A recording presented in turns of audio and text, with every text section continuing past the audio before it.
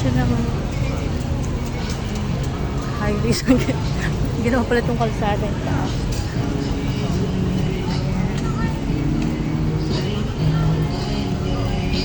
So may daan na rin na sasakyan sa taas.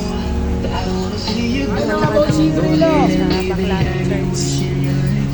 Hindi ko nakamukin ako ng shoes. Baclaran Church.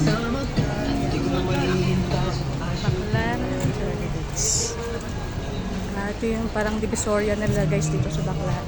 So sa mga manonood sa international. Ito yung pagbabago ng Baclaran. Ako na pagkakaiba lang ngayon, meron ng ano sa taas, yung highway sa taas. So mamaya ulit guys, thank you for watching. Yan, mga mura pa rin mga video. Bye bye guys.